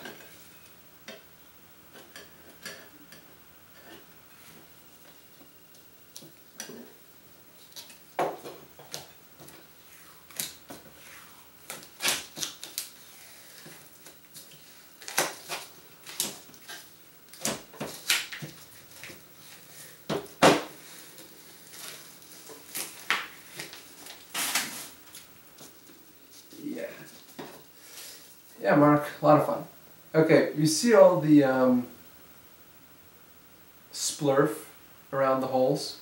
So everywhere the laser did work, there's dirt. So I think I need to get a tub. I want something just wide so I can just kind of put all these side by side in it, and then just put a little splash of vinegar on the surface and just let it sit overnight. And that'll soften everything up, and then maybe just like a gentle wire brush or something, and that'll do the trick. So I'm definitely going to do that for the aluminum. I think stainless steel is less reactive, so I don't see that being a problem. But I'm going to just do a Google search to make sure that I can use vinegar on stainless. Of course I can, it doesn't react to anything, but you know. And I will soak that overnight. And then we'll get back to this. When do you guys think is a good time for a stream? Like, the folks that are watching right now, or listening, whatever you may be doing, you're literally watching me peel film off sheets of metal.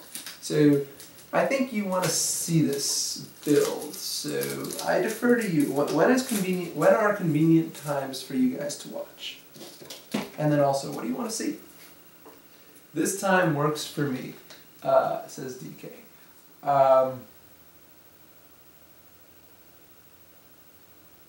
10:32 p.m. on a Saturday, Eastern time. Yeah, sure. How many other people will that work for?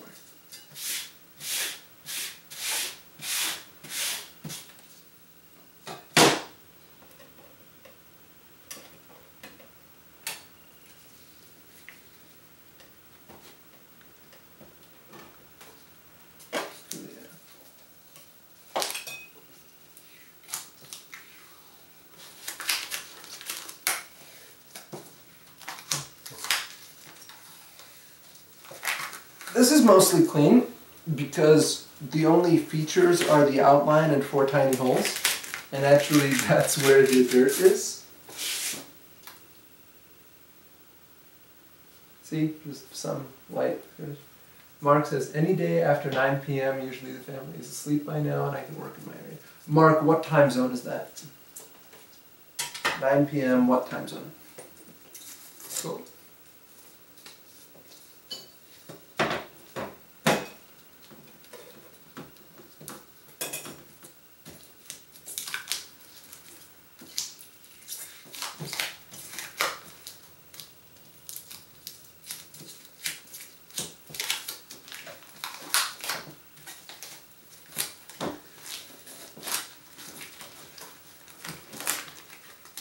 Eastern. Okay, good. Well, I'm on Eastern, so that is the correctly applicable 9 p.m., so that's good. Yeah, okay. I figured we'd be doing an evenings and weekends sort of thing here because I don't know how many people want to watch during the conventional workday. Fantic, welcome. So, we went through the unboxing, and I cleaned up some supports from Simplify 3D, and now I'm peeling film off of aluminum parts.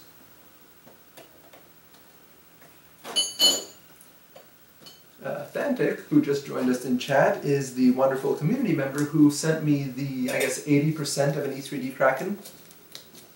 So thank you for that. And it will join the E3D Hall of Fame that is, 2 floors down. As soon as we have enough built machines to put all that stuff on. Bill McDaniel, Bill, welcome my good sir. How are you doing?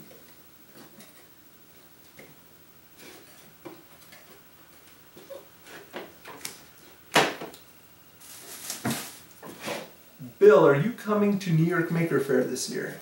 Or anyone else too, New York Maker Faire? I already got accepted, so I will have a table somewhere.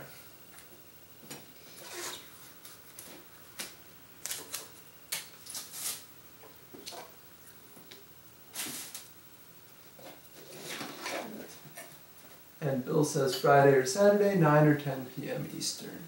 Okay. We could do the fun part of the build around Friday or Saturday.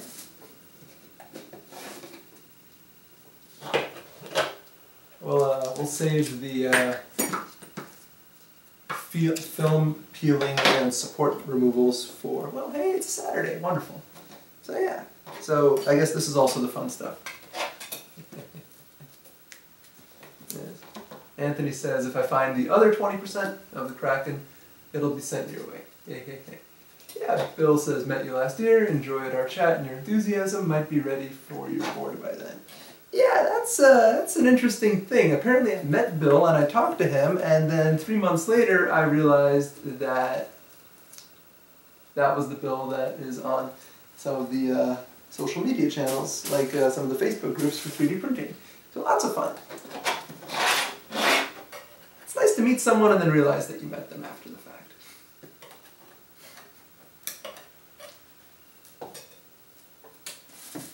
And I mean that in the nicest of ways.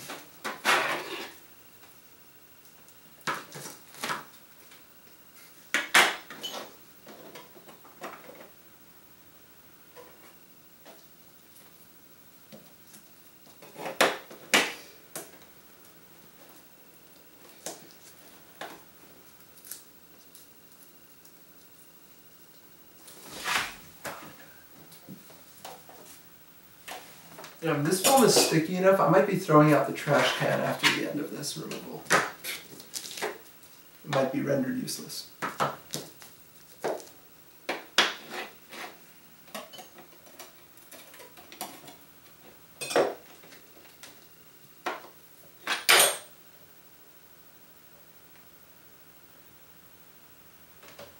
Cool. Got that.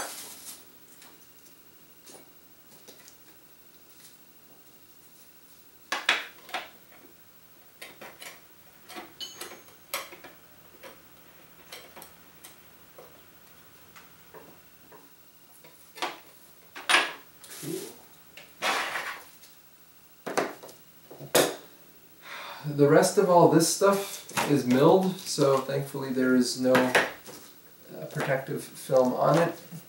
That's good. So we'll be doing this. Okay. So back to some support material removal.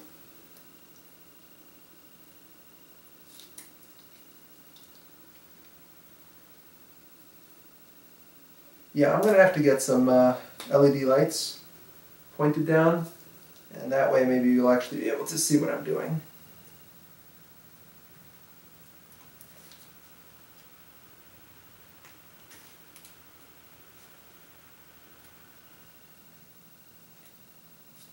Yeah.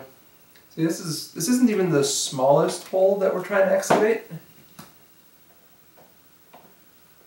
It just kind of, the support just kind of sticks in there.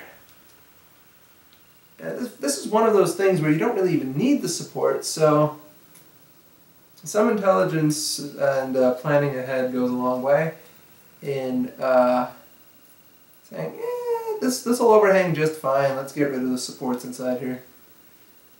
Or adjust the algorithm accordingly. My threshold for supports in Simplify 3D is now 89 degrees. If it's not an unsupported horizontal, I don't want it. I'll take my chances. If I get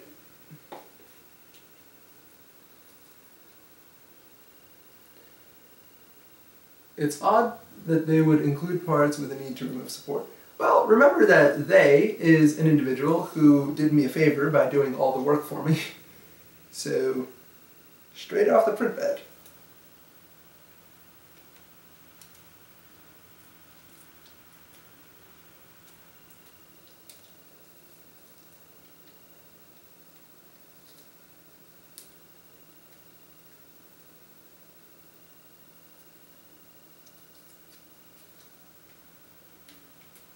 But yeah, I've got a couple of copies of this extruder sitting downstairs, so this part that I'm working on right now is probably the least of my worries.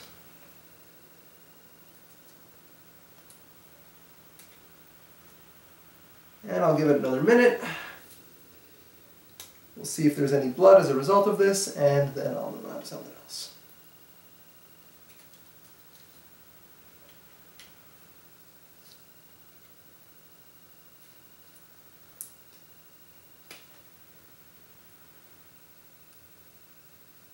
Cool.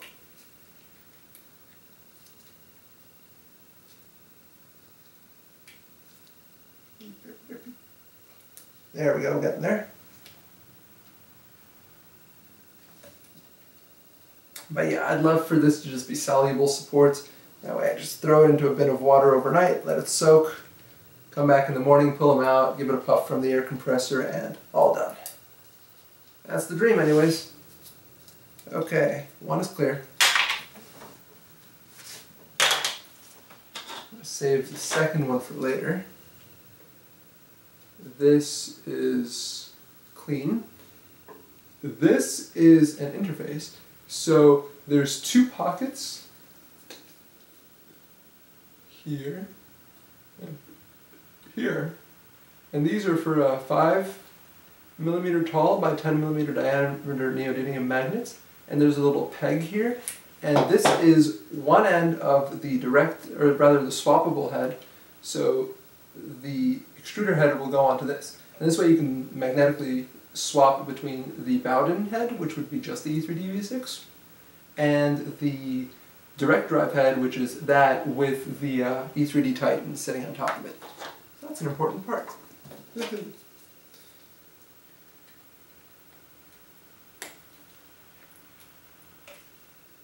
Cool. So, if you've recently joined our stream, please say hello in chat. It's nice to know who's watching.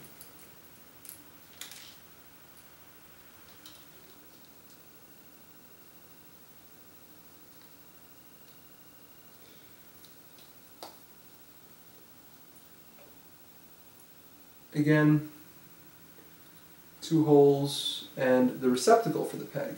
So more magnets and mating part. Like so.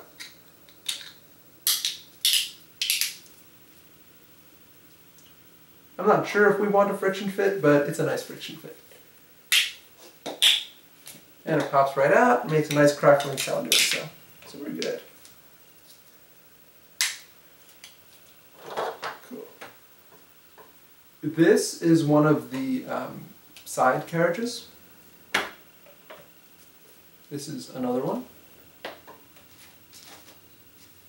This is some part.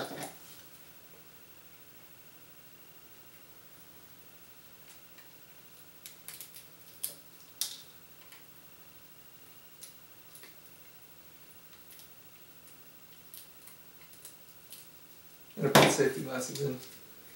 I think if you take a drill bit and you just kind of roll it around these cavities, everything will just kind of pop out. That'll be good.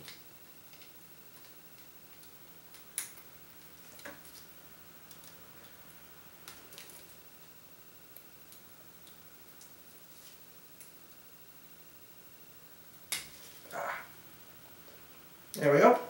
Pops right out. Or pulls right out. Yeah, I think I'll go through afterwards and get a file and just kind of clean up all the surfaces.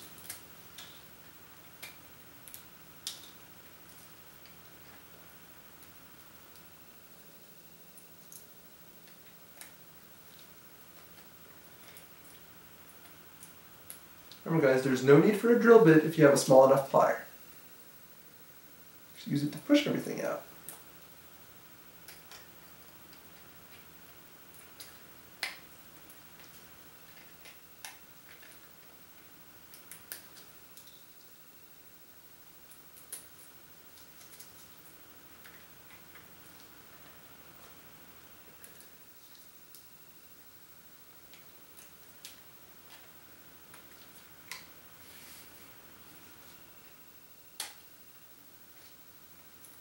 and this one pops out this way. Wonderful.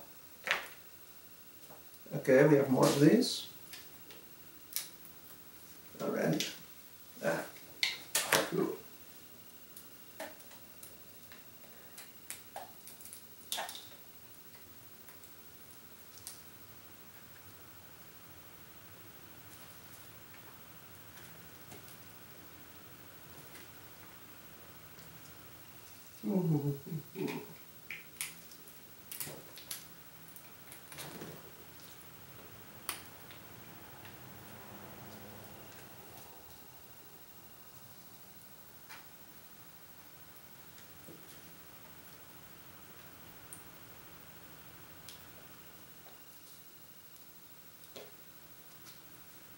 Yeah, I'm lazy. If I actually knew where I had any of my drill bits, this problem would be over by now.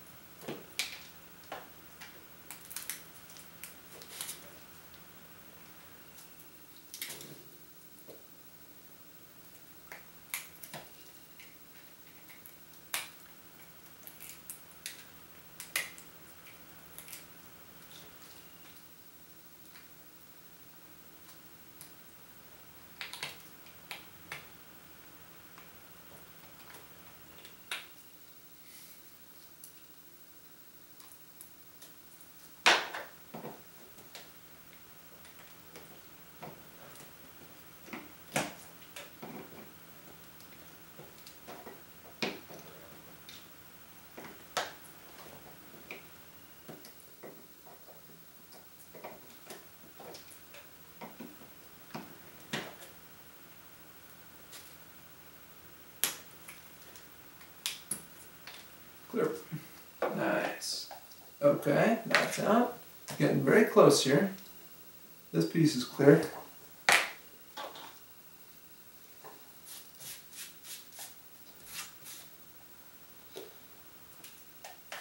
So how's my desk doing? Still clean?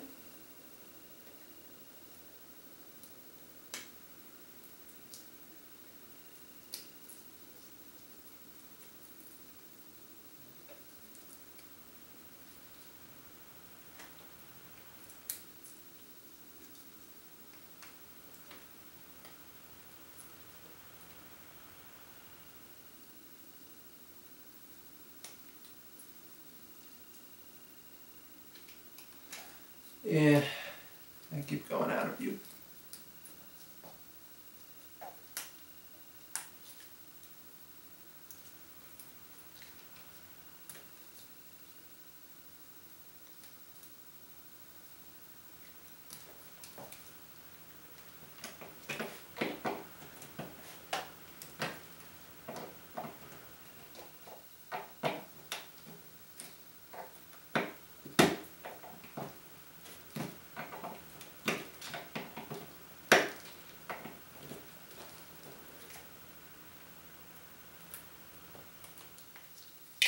This is why we wear safety glasses, because little flying bits of support material like to go all over the place.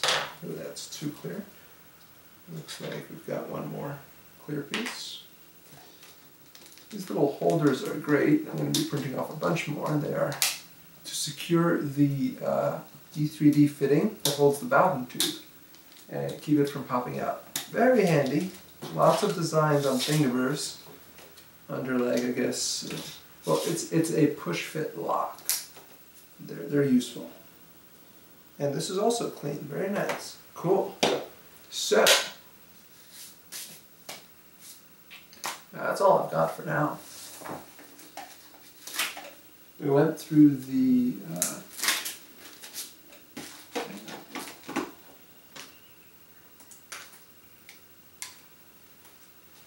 we went through the unboxing as the case may be, because I opened the box as soon as I got it, and we talked about what all the different parts are.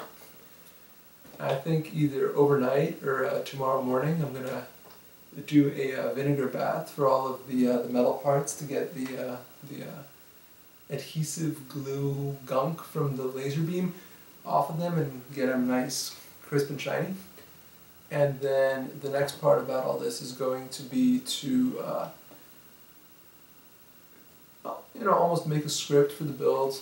I've gotten some help with, hey, here's a list of the steps, and here's, what screws you need for each step. That's an important part. I should also probably figure out what each step actually entails doing, because it's great to have, have the screws for it, but also nice to know what I actually need to do.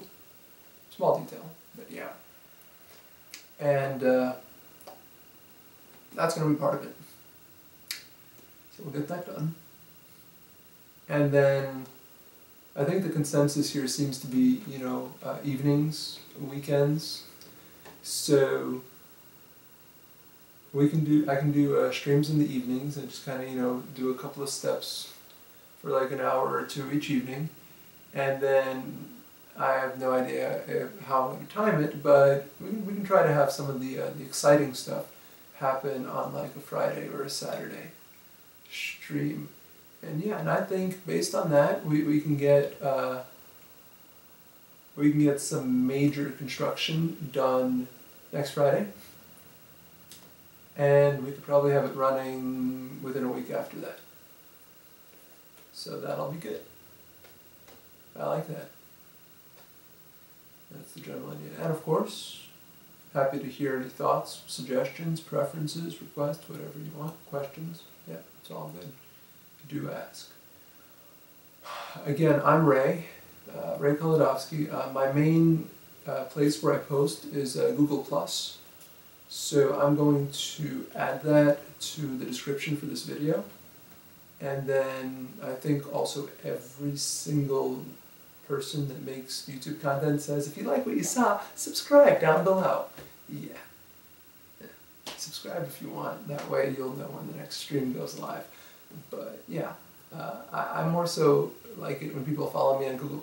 That way when I post, here's some detailed thing I figured out, or here's some big news, that's where it goes. Like, I'm more likely to make that post than to, make a video and post it on YouTube. So, Google+, I will edit the video and add that to the description. Cool. So, I think I'll keep this going for about like another maybe 5 to 7 minutes or so. It's 10:53 right now, so I'll end this at 11. So if anybody wants to say anything, we'll keep chat open. You can pop stuff into chat for a few minutes.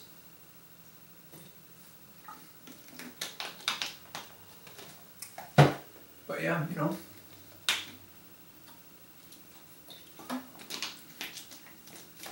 thank you for watching, and thank you to whoever just joined as we're wrapping up, but welcome.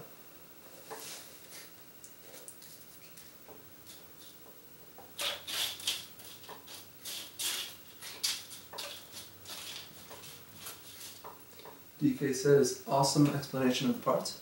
Thank you, sir. It's,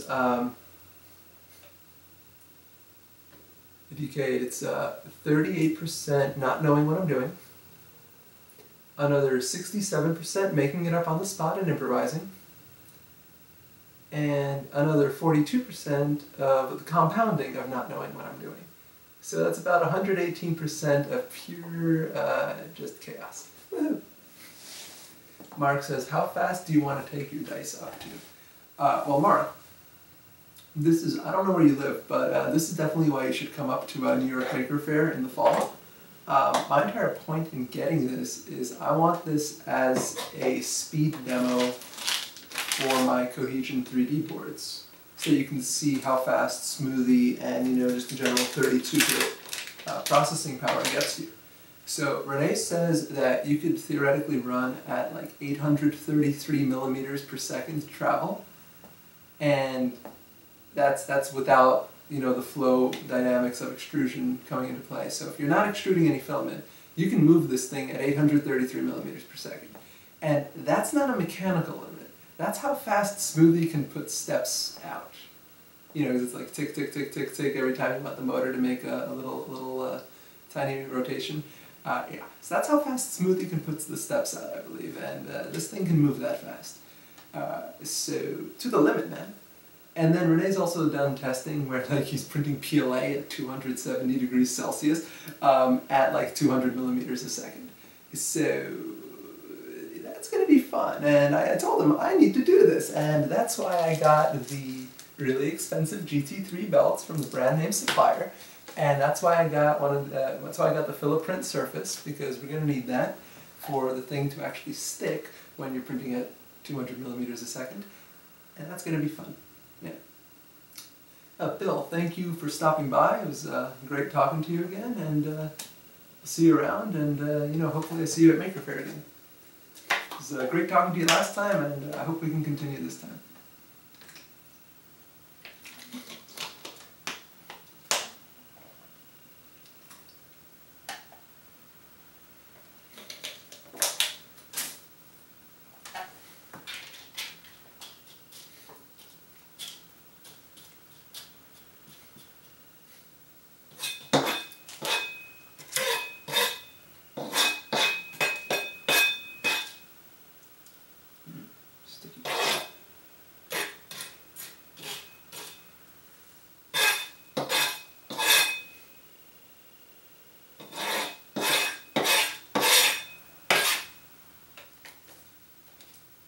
So I'll be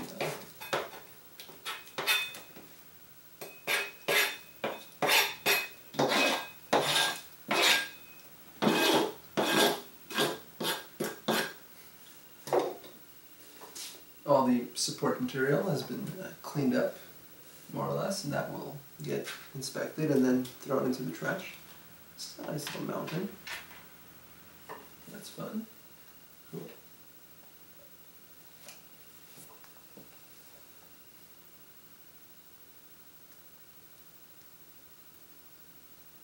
And thank you to everyone who subscribed to my YouTube channel.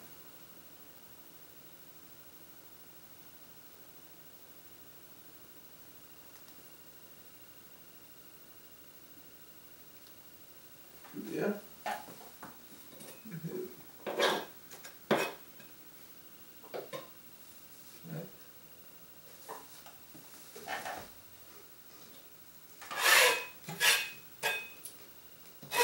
But yeah, to expand on an earlier point, the dice is extremely precise because of how rigidly it's built with all the metal parts, the rails, the precision, all that fun stuff. So the idea here is going to be to print with really small nozzles, like 0.3 and 0.2 millimeters. And then the idea would be to put the Y-splitter on top of that. So we could potentially be doing, you know, a 0.2 millimeter nozzle, which is, there are smaller, and there are people doing, you know, 0.15 and 0.1 millimeter nozzles, but 0.2 is pretty small and a pretty good place to start, especially when it's of the airbrush nozzle variety. So it's going to have very low latent heat transfer.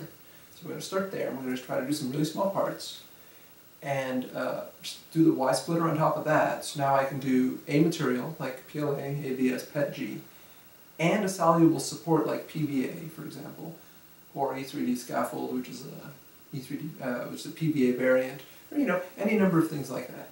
And now we can print very small, very geometrically difficult things. It's just like an SLA printer or a laser sintering printer, all of which are very expensive. And I'd like to be able to do that with $15 micro center filament. That's my goal. So I think that's going to be that's going to be a lot of the content that I want to put out. Is let's do amazing prints for cheap, and here's all the hardware behind it. That's fun. Mark, thanks for streaming. Yeah, Mark, pleasure. The first of many, I hope.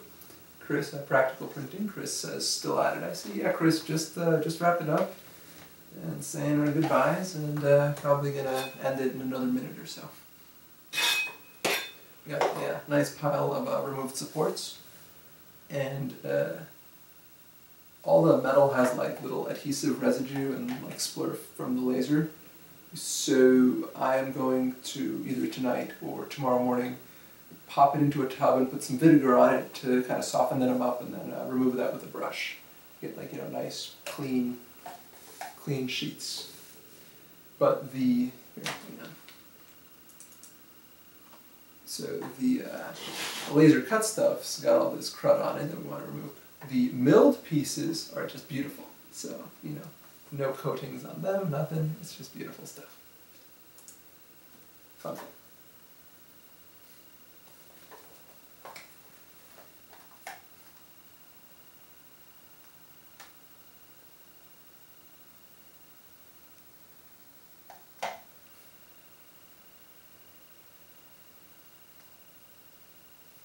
Chris says, soak it in a pan of IPA to remove the backing.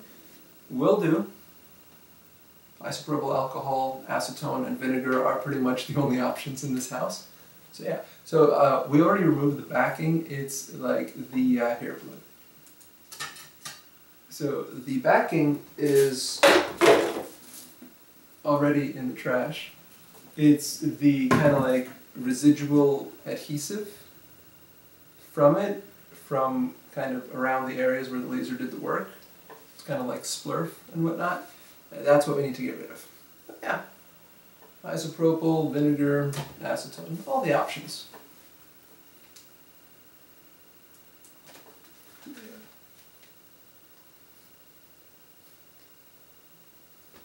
Goo Gone. I do not have any Goo Gone, and people keep mentioning it, and I will do that.